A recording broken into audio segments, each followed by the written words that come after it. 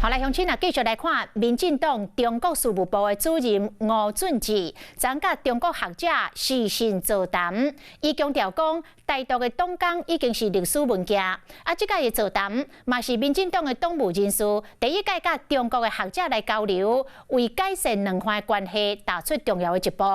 另外，就伫中国渔船并船死2个人的事件发生的这个时阵，国民党的副主席夏立言嘛伫今仔日率团访问中国。伊讲无打算要甲中国的官员见面，但是若拄到，会向死者的家属表示哀悼。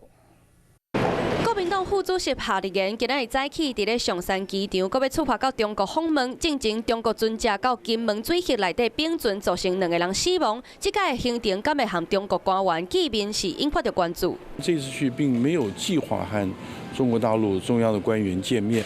可是，如果见到面，我们是客随主便。如果他们安排，我们也不排斥见面。那我们也会对于这一次2位这个溺水的大陆渔民啊，表示向他们的家属表示这个哀悼的意识。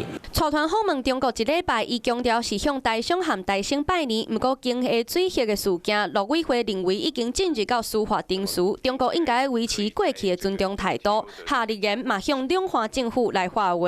我们希望双方政府都要克制，都要行使克制，能够让这个敌意的这个螺旋呢不要再继续上升。我们也希望政府呢能够尽快的能够找出双方对话的一个管道。找管道，立言已经有动作。民进党中国事务部的主任吴俊志昨昏和中国学者网络座谈，创下立言党务人士头届和中国学者交流的记录，强调台独的党纲已经用台湾监督国语文来取代，是全党的共识。这些事情要去问他们。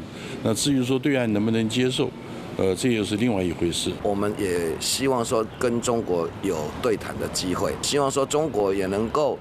觉知我们现任的总统跟未来总统对中国的善意。立言清楚表达立场，透过学者民共必须的对话，无要针锋相对，改善两岸的关系，敢若是重要的头一步。